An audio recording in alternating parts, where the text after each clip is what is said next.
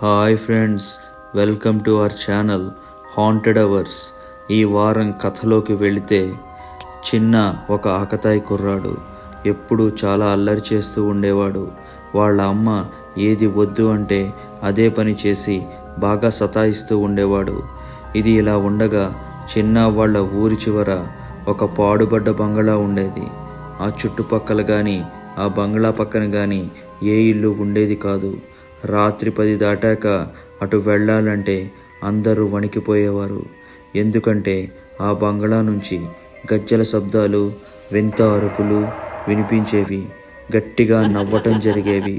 ధైర్యం చేసి ఎవరైనా ఆ ఇంటి నుంచి వెళ్ళినా మర్నాడు అదే బంగ్లా ముందు రక్తం కక్కుకుని చచ్చేవారు.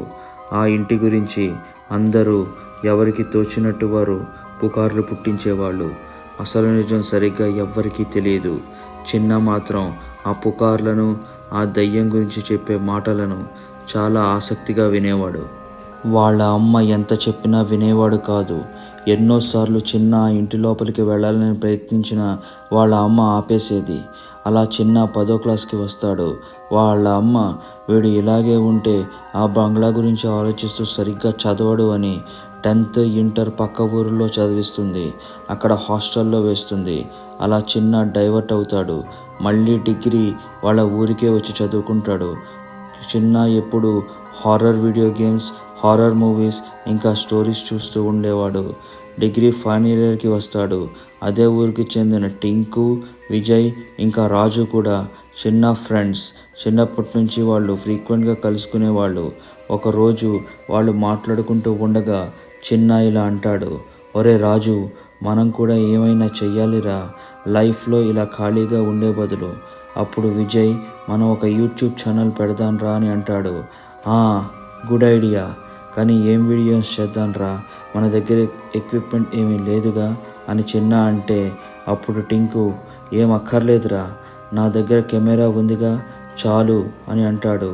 కెమెరా ఒకటి చాలా రా అంటే, చాలురా, ఇంకా మన ఫోన్స్ ఉన్నాయి కదా అని అంటాడు. అదేం కాదురా, దేని మీద వీడియోస్ తీద్దాం అని మనం డిసైడ్ అవ్వాలి.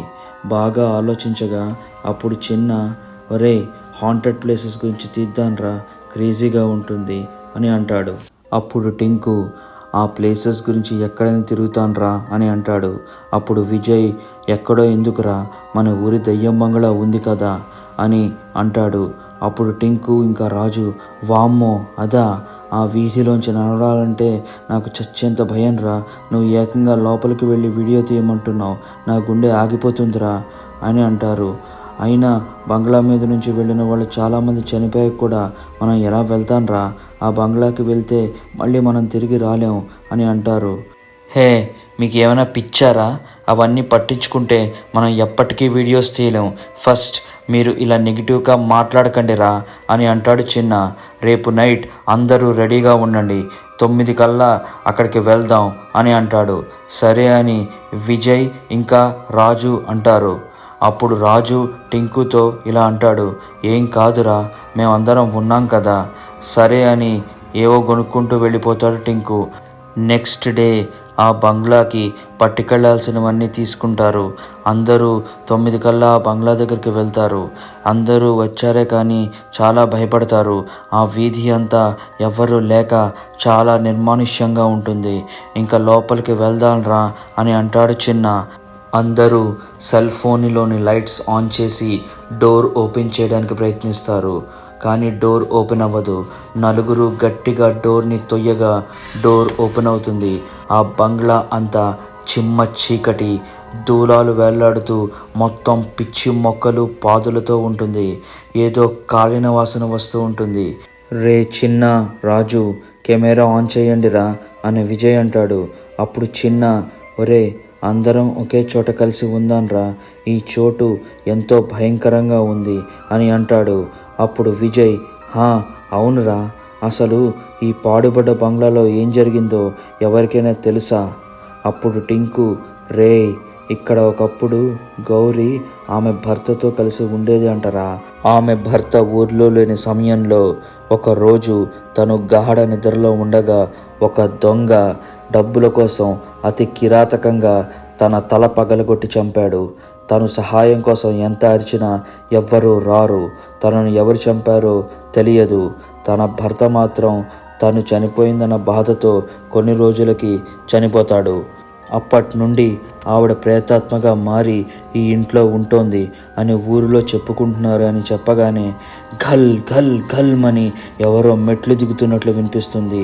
భయంతో ముగ్గురు ఫ్రెండ్స్ తలొక దిక్కు పరిగెడతారు. కానీ చిన్న మాత్రం ఆ సౌండ్ ఎక్కడి నుంచి వస్తుందో వెతకడానికి వెళ్తాడు. టింకు భయంతో మెల్లిగా నడుస్తాడు.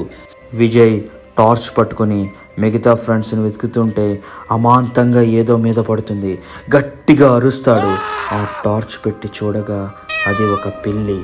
విజయ్ అరుపు విన్న రాజు విజయ్ విజయ్ అని పిలుస్తూ వస్తాడు.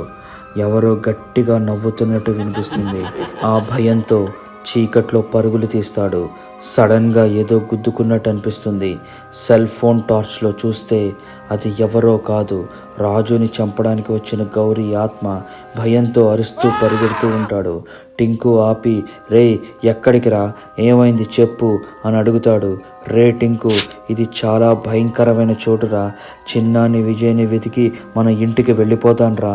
నేను దయ్యాన్ని చూశాను, చాలా భయం వేస్తోందిరా, అది మనల్ని బతకనివ్వదు అని వణికిపోతూ చెప్తాడు. సరేరా, మనం వెళ్ళి వాళ్ళని వెతుకుదాం, నువ్వు కొంచెం మంచినీళ్ళు తాగు అని తన బ్యాగ్లో నుండి వాటర్ ఇస్తాడు. రాజు వాటర్ తాగుతున్నప్పుడు సడన్గా ఎవరో టింకు వెనకాల నుంచి వెళ్ళినట్టు అనిపిస్తుంది. ఎవరు అది? రే చిన్న, విజయ్ అని పిలుస్తాడు. ఎవరు పలకరు. అప్పుడు రాజు అంటాడు, ఏంటిరా, ఏమైంది?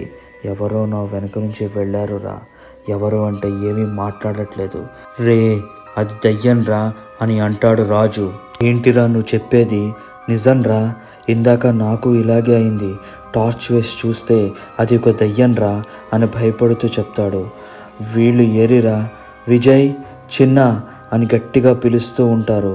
చిన్న వీడియో తీస్తుండగా ఎవరో మూల కూర్చుని ఏడుస్తున్నట్టు అనిపిస్తుంది. ఎవరోని దగ్గరికి వెళ్ళగా ఆ దయ్యం చిన్న పీక పట్టుకుని పైకి లేపుతుంది. రే కాపాడండి రా, కాపాడండి అని గట్టిగా అరుస్తాడు. విజయ్, రాజు, టింకు చిన్న దగ్గరికి వచ్చి ఏమైందిరా అని అడుగుతారు. జరిగింది వాళ్ళ ఫ్రెండ్స్కి చెప్తాడు. అప్పుడు విజయ్, నాకు ఏదో నీడ నా వెంట పడినట్టు అనిపించింది. రాజు ఇంకా టింకు వాళ్ళకి జరిగినవి చెప్పి ఇక్కడ ఇంకా ఉండొద్దురా, వెళ్ళిపోదాం, చాలా భయంగా ఉంది, వీడియోలు వద్దు, ఏం వద్దు, దండిరా అని వెళ్ళగా ఆ ఇంటికి డోర్ ఎంత వెతికినా కనబడదు. ఒక్కొక్కళ్ళకి చెమటలు పట్టడం స్టార్ట్ అవుతుంది. రే ఏంట్రా, ఎక్కడ బయటికి వెళ్ళడానికి దారి కనిపించట్లేదు, ఎంత తిరిగినా మళ్ళీ ఇదే చోటికి వస్తున్నాం, మనం ఇరుక్కుపోయాన్రా. చిన్న, ఏం జరుగుతుందో ఏం అర్థం కావట్లేదురా అని అంటారు. కాళ్ళు చేతులు వణికిపోతూ ఉంటాయి. ఈ లోపు గజ్జెల శబ్దం చేస్తూ గట్టిగా నవ్వుతూ ఎవరో వస్తారు. సెల్ ఫోన్ ఫ్లాష్ లైట్లో మొహం చూస్తాడు విజయ్, కానీ ఎవ్వరూ కనపడరు. చిన్న అదే సమయంలో కెమెరా నుంచి చూస్తాడు. ఒక ఆమె తల నిండా రక్తంతో కనిపిస్తుంది. వాళ్ళ మీదకి వచ్చి ఒక్కొక్కళ్ళని క్రూరంగా చంపేస్తుంది. ఆ మరునాడు వీళ్ళ శవాలు ఆ బంగ్లా బయట రక్తపు మడుగులో పడి ఉంటాయి.